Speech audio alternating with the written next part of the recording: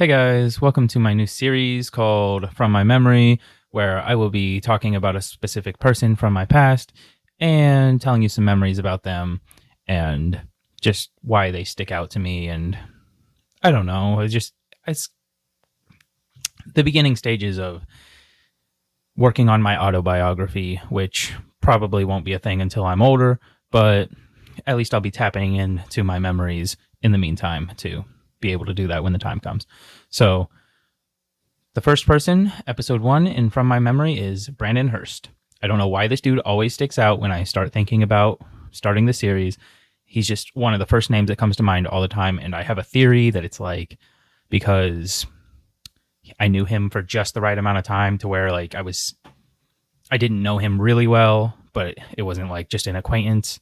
Yeah. Okay. So how I knew this person.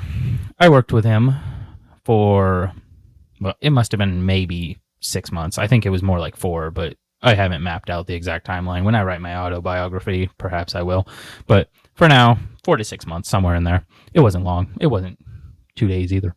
So I worked with him.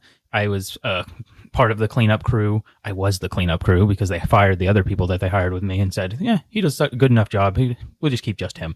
So I was the cleanup crew. And he was the security guard that would kind of help me clean up. And I come to find out that before they hired a cleanup crew, he was the cleanup crew. He would clean it up all on his own. But no, he was a security guy. And that's how I got to know him.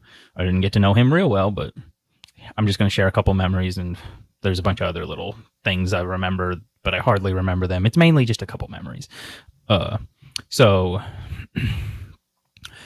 how old was I? I have no idea. I must have been around 1920 because I graduated welding school and then then I moved back to Washington State with my family. He seemed like a good guy. Like I said, I didn't know him super well, but hi Brandon Hurst, how you doing? If you're seeing this, maybe you Google your name at some point and this will come up, but I don't even know. Do you remember me?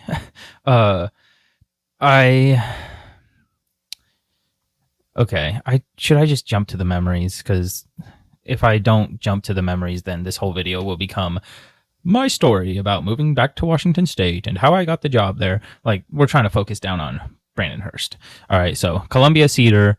I don't remember what the place is called, but it was right near. Let's see, what town were we in? I think it started with a K. I know the church my dad was trying to preach at was in Northport, Washington. I can't remember what this town was called. I can't remember any of these names, but half hour south of Northport, maybe, roughly. So I was the cleanup crew there, and he would come help me, talk to me, hang out a little bit. 2 core memories. Let's go.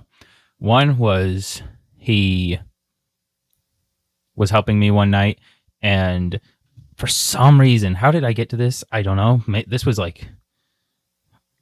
how was I capable of being this silly at this time?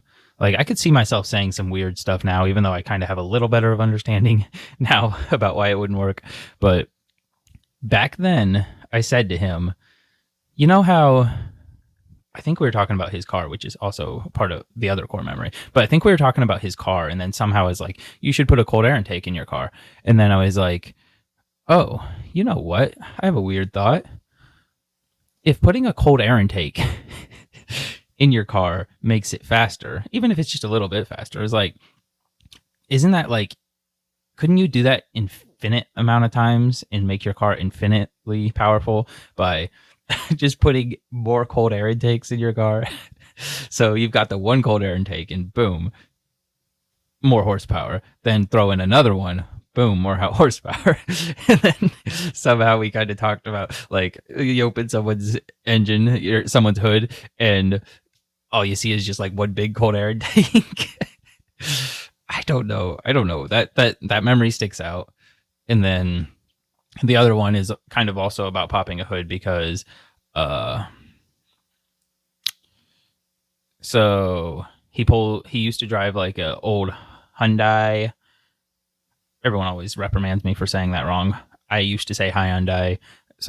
Maybe it's Hyundai, maybe it's Hyundai. I don't know. I'm just going to say it however I feel like saying it at the time, I think. But the one day, I went into work on a holiday, and no one told me that I wasn't supposed to work. I show up, and there's no one there, nothing going on. And I'm like, am I even supposed to be here? Well, he's there because he's a security guy, so he works anyway. And I see he has a new car. What did he get? He got this, I think it was an orange one, if I remember correctly. I think it was an orange Dodge Dart. I know it was a Dodge Dart. Pretty sure it was orange.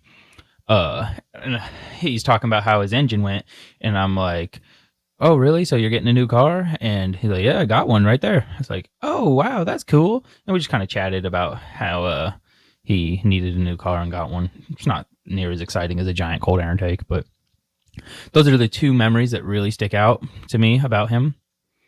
I can't tell you a whole lot about him, about his life besides that. He probably can't tell you a whole lot about my life besides that. He probably doesn't remember my name. So that's about it as far as he goes. Guess I can check him off the list. I feel bad because like I wish I remembered more. But that's pretty much it. If you have any thoughts on my interactions with him, if you know anyone who you have similar interactions with or similar memories with, let me know in the comments below. Don't forget to like and share and subscribe and whatever. And I'll see you back for episode 2, hopefully. Bye.